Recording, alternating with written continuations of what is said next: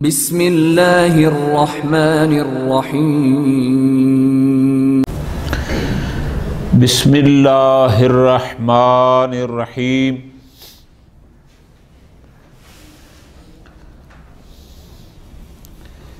وَإِنْ كَانَتِ الْمُخَالِفَةُ مُخَالِفَةً لِخِطَابٍ مُرَدَّدٍ بَيْنَ خِطَابَيْنِ۔ اس کا خارج تو شاید کل میں نے گزارش آپ کی خدمت میں کر دیا تھا، لیکن آج دوبارہ کیونکہ مطالب زیادہ تھے۔ موضوع یہ تھا کہ علم اجمالی کی مخالفت عملیہ جائز ہے یا جائز نہیں۔ شیخ اعظم رحمۃ اللہ علیہ نے یہ فرمایا تھا کہ آیا وہ علم اجمالی کی جو مخالفت عملیہ ہے، آیا حکم مولا، خطاب مولا وہ خطاب تفصیلی تھا، واضح تھا، اس میں تو کوئی اجمال نہیں تھا، پھر تو اس کی مخالفت جائز نہیں ہے۔ ٹھیک ہو گیا جی؟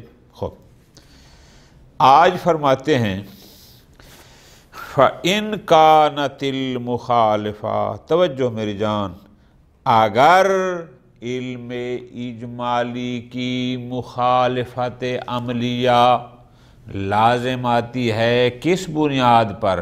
اس لیے کہ خود خطاب مردد ہے، خود خطاب میں مسئلہ ہے، تو آیا اب یہاں یہ مخالفت عملیہ جائز ہے یا جائز نہیں؟ توجہ کے ساتھ آقا جہاں، وہ خطاب میں کیسے تردد اور اجمال ہوگا؟ فرماتے ہیں بإیمانہ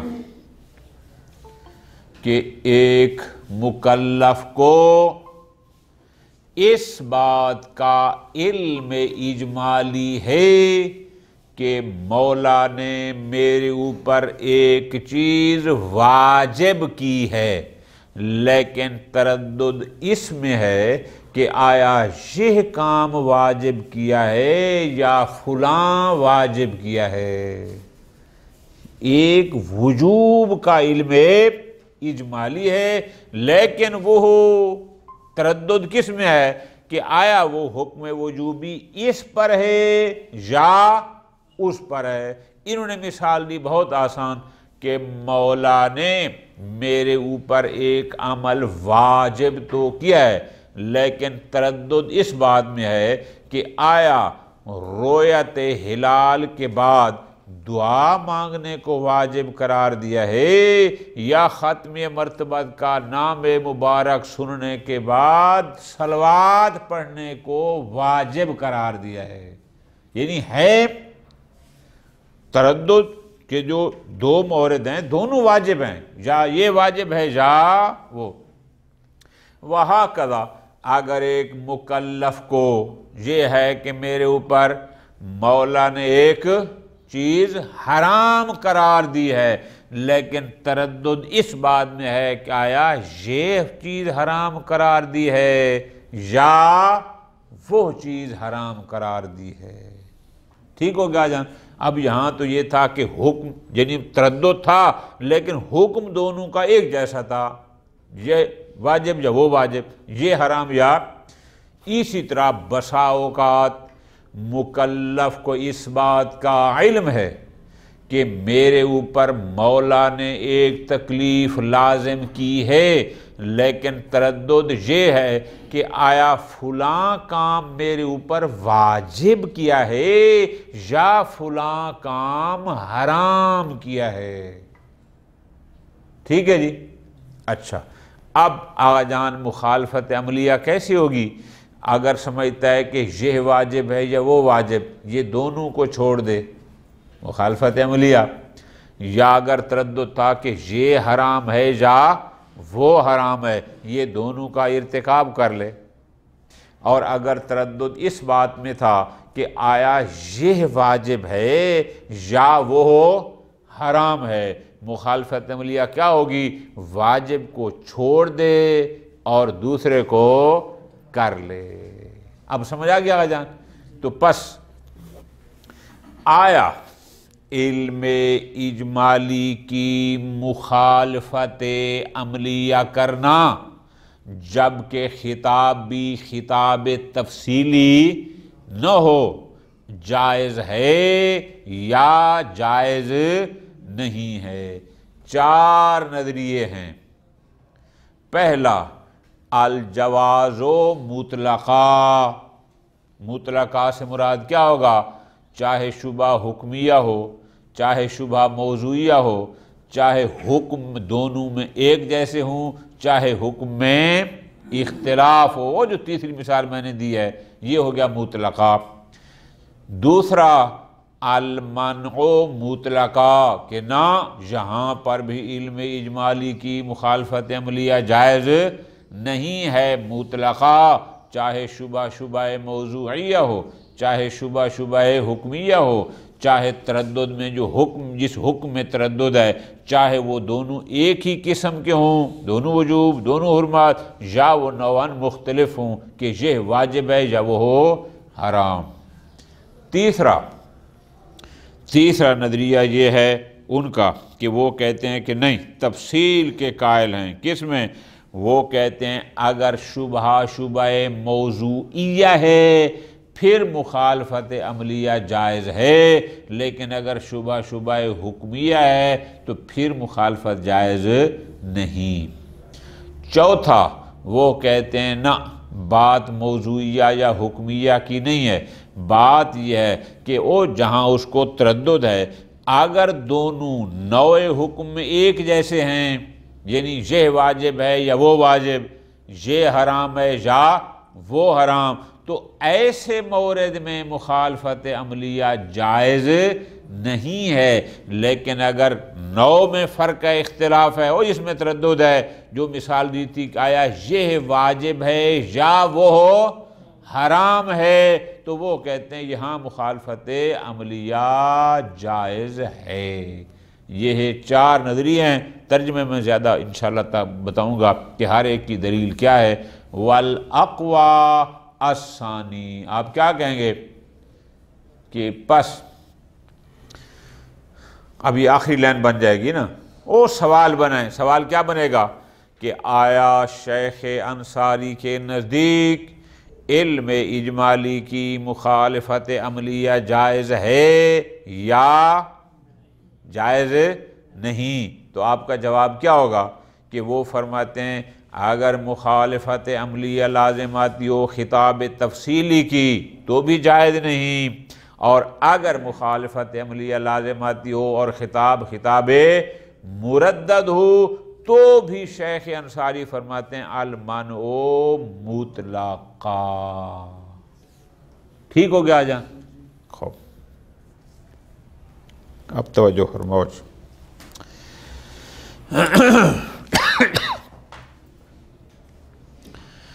وَإِن كَانَتِ الْمُخَالِفَةُ، اگر علم اجمالی کی مخالفت عملیہ یہ مخالفت ہو لخطاب مردد بین خطابین، یعنی خطاب تفصیلی نہیں تھا، کلیئر نہیں تھا، بلکہ مردد تھا 2 خطابوں کے درمیان۔ یہ تو لفظی ترجمہ ہے نا، یعنی مکلف کو تردد ہے کہ آیا مولا نے میرے اوپر یہ والا واجب کیا ہے یا وہ والا واجب کیا ہے، یہ والا حرام کیا ہے یا وہ والا حرام کیا ہے، یہ والا واجب کیا ہے یا وہ والا حرام کیا ہے، یعنی خطابین کہ ان میں سے کون سا خطاب ہے جو میرے اوپر آیا ہے۔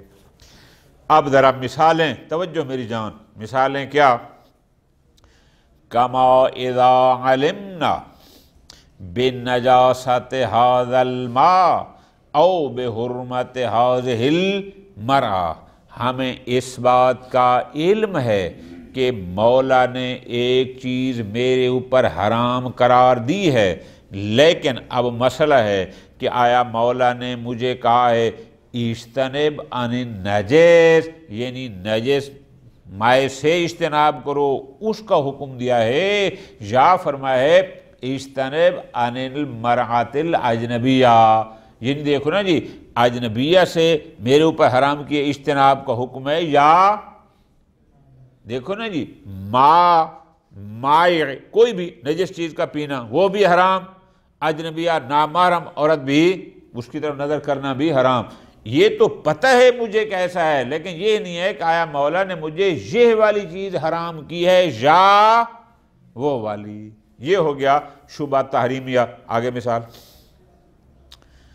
لیکن موضوعیہ، او علمنا بوجوب الدعاء عند رؤیت ہلال شہر رمضان او بوجوب الصلاۃ عند ذکر النبی۔ یہ تو طے ہے، اس کا تو مجھے علم ہے کہ مولا نے ایک چیز میرے اوپر واجب کی ہے، لیکن مجھے سمجھ نہیں آ رہی کہ آیا رویت ہلال کے وقت دعا کو واجب کیا ہے یا ذکر نبی صلی اللہ علیہ وسلم کا اسم مبارک سنتے ہی صلوات مجھ پر واجب کی ہے۔ تردد اس میں ہے کہ کون سا خطاب میرے اوپر ہے۔ اب فرماتے ہیں فَفِي الْمُخَالِفَةِ الْقَطْعِيَّةِ، اب ان کی مخالفت قطعیہ کیا ہو گیا جان کہ یہ شریف آدمی نہ رویت ہلال کے وقت دعا پڑھے، نہ اس میں پیغمبر سنتے وقت صلوات پڑھے، مخالفت عملیہ قطعیہ ہو جائے گی۔ اچھا، نہ ادھر مائع نجس سے اجتناب کرے، نہ نامحرم اجنبیہ عورت سے اجتناب کرے، تو مخالفت عملیہ قطعیہ ہو جائے گی۔ توجہ فرما لیا گا۔ تو اب فرماتے ہیں یہ جو مخالفت عملیہ قطعیہ ہے وجوہ، آپ یوں کہیں گے گویا اس میں مخالفت عملیہ قطعیہ میں 4 قسم کے نظریات بن سکتے ہیں یا 4 وجوہات بن سکتے ہیں۔ نمبر 1، الجواز مطلقہ، پوری ترتیب سے آگا یوں ہی میرے ساتھ چلیں گے تو آپ کو کوئی مشکل نہیں ہوگی۔ یعنی پہلا نظریہ کیا ہو گیا کہ اگر علم اجمالی کی مخالفت عملیہ کرنا، اگر وہ مخالفت ہو خطاب مردد کی، الجواز مطلقہ، کہ یہ مخالفت عملیہ جائز ہے مطلقہ۔ مطلقہ ہو تیسرے اور چوتھے قول بڑے تفصیل کے مقابل میں کیا کہ چاہے شبہ موضوعیہ ہو، چاہے شبہ شاباش حکمیہ ہو، اسی طرح چاہے وہ جو خطاب میں تردد ہے، چاہے دونوں نوعاً ایک حکم ہو ہر خطاب میں، چاہے حکم مختلف ہو، مطلقہ جواز۔ کیوں؟ پوری توجہ۔ اب یہاں پر میں نے اس لیے پہلے نہیں بتایا، اب ذرا وضاحت کروں گا۔ جو کہتے ہیں کہ جواز مطلق یعنی مخالفت عملیہ جائز ہے، دلیل، توجہ، دلیل یہ ہے، مولا نے فرمایا، توجہ میری جان، کیا کہ مائع نجس سے اجتناب کرو، یعنی کنفرم کیا، دو ٹوک کہا کہ جس مائع کے نجس ہونے کا تمہیں یقین ہے خبردار اس کے قریب نہیں جانا۔ اسی طرح دوسرا اگر خطاب ہے تو مولا نے یہ کہا کہ جس عورت کے اجنبیہ ہونے کا تمہیں کنفرم ہے اس معین اجنبیہ سے اجتناب کرنا ہے، ٹھیک ہے جی، اس کی طرف غلط نظر کرنا حرام ہے۔ مثال کے طور پر مولا نے اس طرح کہا ہے کہ جس کے بارے میں تو جس کا نجس ہونا کنفرم یا جس کا اجنبیہ ہونا، مولا نے تردد والا نہیں کہا کہ جہاں تمہیں تردد ہو اس سے اجتناب۔ تردد خطاب مولا میں، بہت پیاری بات اگر آپ تھوڑی توجہ کریں، خطاب مولا ایک ہے اور کنفرم دو ٹوک۔ یا مولا نے فقط یہ کہا کہ مائع نجس سے اجتناب کرو، یا مولا نے فرمایا فقط یہ کہ مرعہ اجنبیہ سے اجتناب، یہی تھا نا، فقط تھا۔ یہ تو نہیں کہا کہ جو متردد ہو اس میں بھی اجتناب کرو، یہ تو نہیں کہا نا۔ ہماری جو صورتحال ہے یہ متردد کی ہے، یہ کنفرم کی، تو جب کنفرم نہیں ہے تو آگے فرماتے ہیں اطاعت اور معصیت وہاں ہوتی ہے جہاں خطاب تفصیلی ہو اور میں اس کی پیروی نہ کروں تو وہ معصیت ہوگی، پیروی کروں گا تو وہ اطاعت ہوگی۔ جہاں تفصیل ہے ہی نہیں، جب نہیں ہے تو پھر اطاعت اور معصیت کا تصور نہیں ہے۔ یہ لوگ یہ کہتے ہیں الجواز مطلقہ، مطلقہ کا معنی سمجھ آ گیا کہ چاہے شبہ موضوعیہ ہو چاہے حکمیہ ہو، تیسرے اور چوتھے قول کے مقابل میں اطلاق ہے نا، اسی طرح چاہے حکمن دونوں، اور جن خطابوں میں تردد ہے چاہے وہ دونوں کا حکم ایک ہو یا ایک میں اور دوسرے میں اور، اس سے فرق نہیں پڑتا۔ دلیل وہ یہ کہتے ہیں یہ لِأَنَّ الْمُرَدَّدَ بَيْنَ الْخَمْرِ وَالْأَجْنَبِيَّةِ، چونکہ جو چیز خمر اور اجنبیہ میں مردد ہو، جو مردد ہو، لم یقع النہی عنہ فی خطاب من الخطابات الشرعیہ، خطاب شرعیہ میں یہ نہیں کہا گیا خبردار جو مردد بین الخمر والاجنبیہ ہو اس میں اجتناب کرو، نہ نہ نہ، اس سے نہیں روکا گیا، تاکہ اگر ہم اجتناب نہیں کریں گے تو نتیجہ یہ ہوگا کہ یعنی ارتکاب حرام ہو۔ مردد کی بات نہیں ہے وہاں، تو فقط ہے، کلیئر ہے کہ جو اجنبیہ ہے اس سے جناب کرو اور بس۔ یا کہا تھا جو مائع نجس ہے اس سے جناب کرو، یہ کہا تھا۔ مردد کا ذکر مردد بین الاجنبیت والخمر میں نہیں تھی، تو جب نہیں تھی تو اس کے لیے پھر ارتکاب کیوں حرام ہو؟ اس طرح المردد بین الدعاء یا مولا نے مجھے یہ حکم دیا کہ جو ہی ہلال کو دیکھو دعا پڑھو، ٹھیک ہے جی، میں نے ہلال دیکھا دعا پڑھنی ہے، نہیں پڑھوں گا تو معصیت۔ یا مولا نے کہا ہے جو ہی اس میں پیغمبر سنو صلوات پڑھو، یا کی بات ہے، یہ نہیں کہا کہ جہاں تردد ہو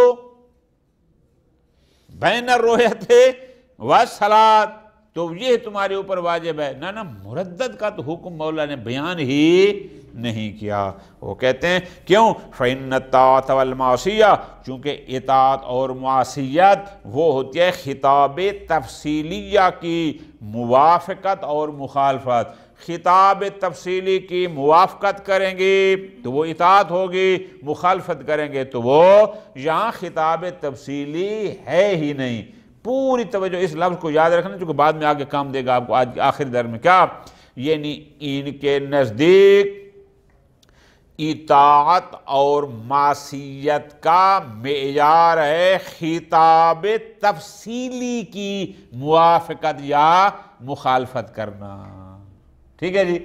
لہذا اگر خطاب تفصیلی نہیں ہے تو پھر موافقت یا مخالفت اطاعت اور معصیت بھی نہیں ان کے نزدیک۔ آسانی دوسرا نظریہ، دوسری وجہ وہ کیا ہے؟ عدم الجواز مطلقہ، کہ نہ علم اجمالی کی مخالفت عملیہ کرنا، بے شک وہ مخالفت خطاب مردد بین الخطابین کی بھی کیوں نہ ہو، اصلاً جائز نہیں ہے مطلقہ، نہ شبہ حکمیہ میں نہ شبہ موضوعیہ میں، نہ وہاں جہاں دونوں کا حکم ایک جیسا ہو نہ وہاں جہاں دونوں کا حکم مختلف۔ کیوں؟ توجہ، لِأَنَّ مُخَالِفَةَ الشَّارِعِ، اس لیے کہ حکم شارع کی مخالفت کرنا عقلاً قبیح اور مستحق کے مذمت ہے۔ اب چاہے تمہیں اس کا علم تفصیلی ہو، چاہے تمہیں اس کا علم اجمالی ہو، چاہے خطاب تفصیلی ہو، چاہے خطاب مردد بین الخطابین ہو، حکم شارع کی مخالفت کبھی ہے اور مستحق کے کاف لا یعذر فی الا الجاہل۔ ہاں جو جاہل بالحکم ہے وہ تو چلو معذور ہے، ہم جاہل بالحکم نہیں ہیں۔ توجہ میری جان، کیوں؟ ہمیں علم ہے کہ حکم شارع یا یہ وجوب ہے یا وہ، ہمیں علم ہے کہ یا یہ حرام یا وہ، ہمیں علم ہے کہ یا یہ واجب یا وہ حرام، ہم جاہل۔ تو جب ہمیں حکم شارع کا علم ہے 100% قطع ہے تو پھر اس کی مخالفت کسی بھی صورت جائز، چاہے وہ خطاب تفصیلی ہو چاہے خطاب مردد بین الخطابین۔ الثالث، تیسرا وجہ بن سکتی ہے یہاں پر کہ الفرق بین شبہت فی الموضوع و شبہت فی کہ ہم تفصیل کے قائل ہو جائیں شبہ موضوعیہ اور شبہ حکمیہ میں، لہذا فَيَجُوزُ فِي الْأُولَى کہ ہم یہ کہیں کہ شبہ موضوعیہ میں تو مخالفت عملیہ جائز ہے دون الثانیہ، لیکن شبہ حکمیہ میں جائز نہیں۔ کیوں؟ وجہ یہ ہے لِأَنَّ الْمُخَالِفَةَ الْقَطْعِيَّةَ فِي الشُّبْهَاتِ الْمَوْضُوعِيَّةِ فَوْقَ حَدِّ الْإِحْصَاءِ بخلاف شبہات الحکمیہ۔ فرماتے ہیں اس لیے کہ شبہات حکمیہ میں ایسا نہیں ہے، لیکن شبہات موضوعیہ میں علم اجمالی کی مخالفت عملیہ گنتی سے بھی باہر ہے۔ یاد ہوگا آپ کو، ہم نے 8 موارد پیچھے پڑھے تھے، یاد ہے نا، کہ وہاں پر ایسا ہی تھا کہ موضوعیہ میں مخالفت عملی ہو رہی تھی، حالانکہ وہ تھی بھی علم تفصیلی کی، اگرچہ وہ علم تفصیلی متولد من علم شاباش اجمالی تھا۔ تو کہتے ہیں شبہات موضوعیہ میں مخالفت عملیہ کوئی ایک آدھ مقام پر نہیں، فوق حد الإحصاء، وہ تو ہم شمار ہی نہیں کر سکتے، ہوتی رہتی ہے، جبکہ شبہات حکمیہ میں ایسا نہیں ہے۔ کما یظہر من کلماتہم فی مسائل الاجماع المرکب، وہ جو مثالیں ہم نے پیچھے 8 دی تھیں وہ تقریباً ایسے ہی تھیں۔ خوب، لہذا یہاں پر شبہات موضوعیہ میں مخالفت عملیہ جائز ہے، حکمیہ میں نہیں۔ فرماتے ہیں وَكَأَنَّ الْوَجْهَ مَا تَقَدَّمَ، کیوں جی آپ کیوں فرق کر رہے ہیں؟ ایک تو یہ بات ہوگی نا کہ شبہات موضوعیہ میں علم کی مخالفت عملیہ اکثر مقام پر ہے، اور دوسری دلیل اس پر یہ دی جا سکتی ہے کان الوا، یعنی گویا کہ دلیل یہ ہوگی کہ ہم نے پیچھے بتایا تھا کہ ان الاصول فی الموضوعات، کہ جب ہم شبہات موضوعیہ میں اصول جاری کرتے ہیں، اصل عملی جاری کرتے ہیں، تو تخرج مجاریہا، وہ اپنے مجرا کو اس ادلہ تکلیف یعنی حکم وجوب کی دلیل یا حکم حرمت کی دلیل کے موضوع سے ہی خارج کر دیتی ہے، بخلاف الاصول فی الشبہات، لیکن شبہات حکمیہ میں ایسا نہیں ہے۔ کیوں؟ اس لیے فَإِنَّهَا، وہاں تو اصل اس حکم واقعی کے منافی ہوتی ہے جس کا علم ہے۔ دیکھو نا جی، پتہ نہیں یہ میرے اوپر واجب ہے یا نہیں ہے، اور میں اثر عدم وجوب کہوں، اگر مجھے یقین ہو، علم اجمالی ہو کہ میرے اوپر واجب ہے، یہ ہے یا وہ جو بھی ہے، اور میں اصل جاری کر دوں عدم وجوب کی، تو یہ اصل عدم اس دلیل وجوب کے ساتھ منافات رکھتی ہے۔ دلیل کہتی ہے کہ فلاں شے واجب ہے واقع میں جس کا تمہیں علم اجمالی ہے، اور اصل کہے کہ واجب نہیں ہے، جن کے درمیان منافات ہے، لہذا یہ درست نہیں۔ خوب،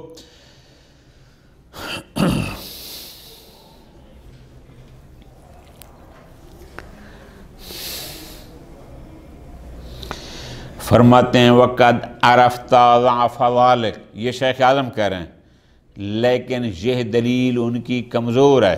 ہم نے بار بار کہا تھا کہ موضوعات میں بھی اصل عملی اس صورت میں جاری کر سکتے ہیں کہ اگر وہ مخالفت عملیہ کو مستلزم نہ ہو تو، اگر شبہ موضوعیہ میں اصل جاری کرنے سے مخالفت عملیہ لازم آ رہی ہو تو پھر وہاں جاری فرماتے ہیں وقت عرفت ضعف ذلک، جبکہ اس دلیل کا ضعف ہم نے بیان کیا پہلے بھی، اور فرماتے ہیں وَأَنَّ مَرْجَعَ الْإِخْرَاجِ الْمَوْضُوعِ، کہ جب ہم کسی شبہ موضوعیہ میں اصل جاری کریں گے اور اس اصل کے مجرا کو ہم اس حکم سے خارج کریں گے، اس کا مطلب ہے الی رفع الحکم، کہ وہ حکم جو اس موضوع پر آیا تھا متون تھا، یہ اس حکم کو اصل آ کر اٹھا رہی ہے، ٹھیک؟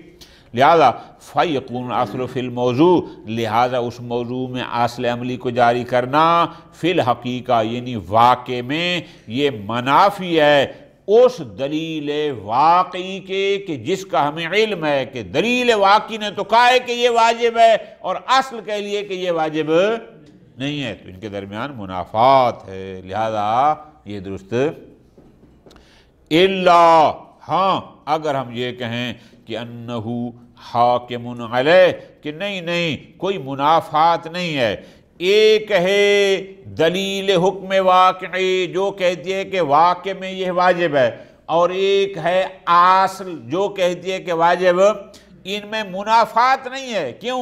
وہ کہتے ہیں اس لیے کہ اصل اس دلیل حکم واقعی پر حاکم ہے، معارض نہیں ہے، لہذا کوئی حرج نہیں ہے۔ پھر آگے فرماتے ہیں ففہم کیا اشارہ ہے کہ پھر وہی بات کر رہے ہیں کہ آپ اصل جاری اس صورت میں کر سکتے ہیں کہ اگر مخالفت عملیہ لازم نہ آتی ہو تو، لیکن مخالفت عملیہ لازم آتی ہے تو پھر اس شبہ موضوعیہ میں بھی اصول کا جاری کرنا جائز نہیں۔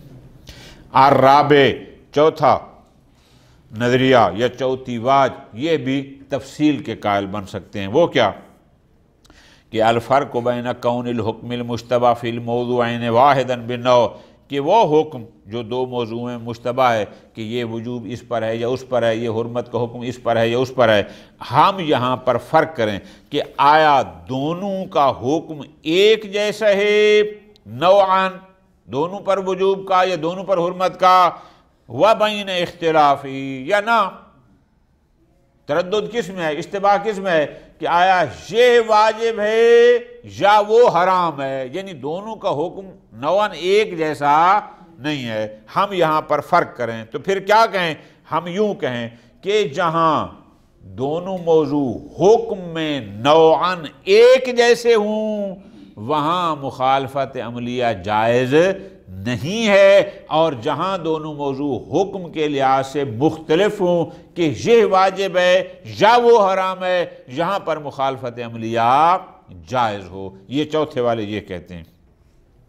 والوجہ فی ذالک، دلیل وہ یہ دے سکتے ہیں کہ ان الخطابات فی الواجبات الشرعیہ بأثرہا فی حکم خطاب واحد، فرماتے ہیں جتنے بھی واجبات ہے، توجہ آگا، مثلا شارع کا الصلاۃ واجبہ، الصوم واجب، الحج واجب، الزکوٰۃ واجبہ، الخمس واجب، الکذب حرام، ٹھیک ہو جی، الظلم حرام وغیرہ، یہ جتنے بھی واجبات ہیں گویا کہ سارے ایک ہی حکم میں ہیں۔ کیا کہ شارع فرما رہا ہے بفعل الکل، ایک دفعہ شارع علیحدہ کہے نماز پڑھو، روزہ رکھو، حج کرو، زکوٰۃ دو، خمس دو، سچ بولو، ایک یہ ہو گیا نا۔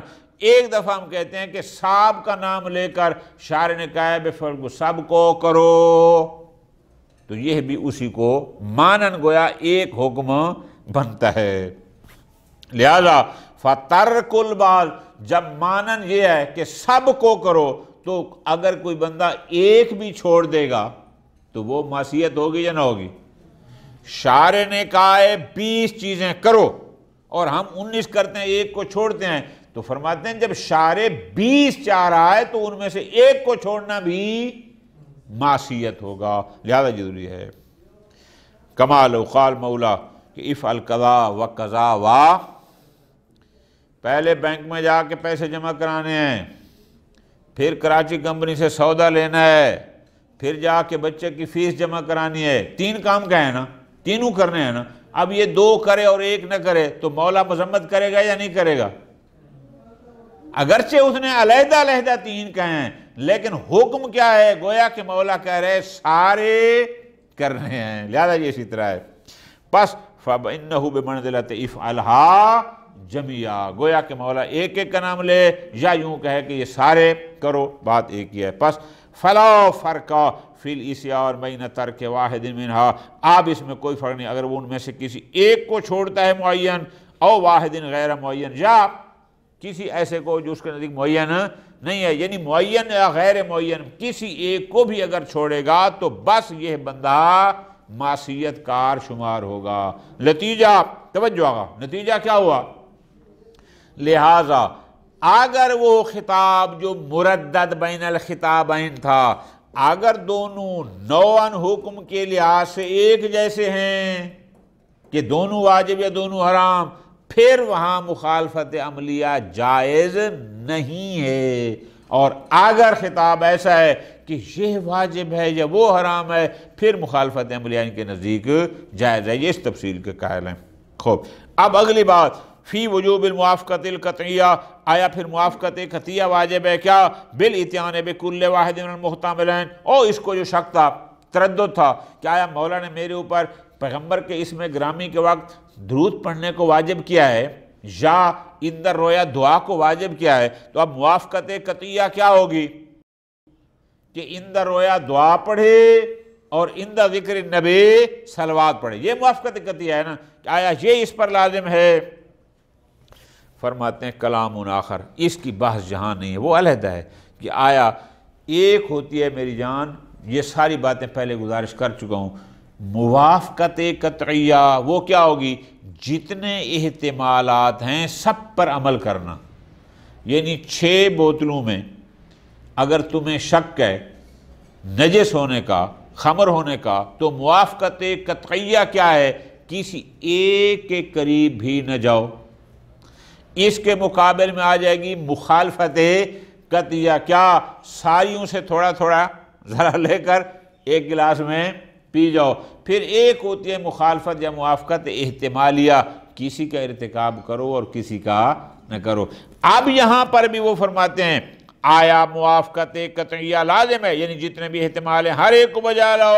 فرماتے ہیں کلام آخر، یہ اس کی بحث انشاءاللہ علیحدہ ہے، وہ کیا کہ ان مجرد العلم بالحکم الواقعی، کہ جب ہمیں ایک حکم واقعی کا علم ہو گیا، ولو وہ علم اجمالی ہی کیوں نہ ہو، آیا وہ تقاضا کرتا ہے براءت یقینیہ کو کہ ہر حال میں ہمیں موافقت عملیہ کرنی چاہیے، او یکتفا باحدہما، یا نہ ان میں سے کسی ایک پر عمل کر لیں بس وہ کافی ہے، تاکہ مخالفت قطعیہ لازم نہ آئے۔ کیوں؟ چونکہ مخالفت قطعیہ بنفسہا مذمومہ، مخالفت قطعیہ بذات قابل مذمت ہے، نہ اس لیے کہ یہ وہ موافقت قطعیہ کے مقابل میں ہے، بلکہ جو بھی شخص حکم مولا میں سے اگر 3 احکام میں سے کسی ایک کو بھی جانے لاتا تو عاقل بذات اس کی مذمت کرتا ہے کہ یہ تو نے غلط کیا۔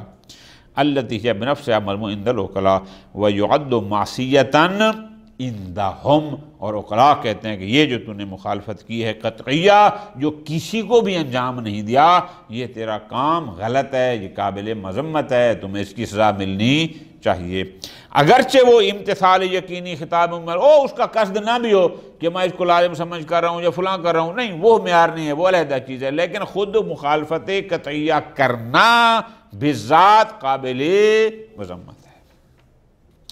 خوب، اب ان 4 میں سے جناب کیا فرماتے ہیں؟ فرماتے ہیں الاقوی من هذه الوجوہ، میرے نزدیک وجہ ثانی کیا؟ المنع مطلقا، علم اجمالی کی مخالفت عملیہ کرنا، اگرچہ وہ مخالفت خطاب مردد بین خطابین کی بھی کیوں نہ ہو، جائز نہیں ہے مطلقہ، چاہے شبہ موضوعیہ ہو، چاہے شبہ حکمیہ ہو، چاہے دونوں اور نوعاً دونوں کا حکم ایک جیسا ہو چاہے نہ ہو۔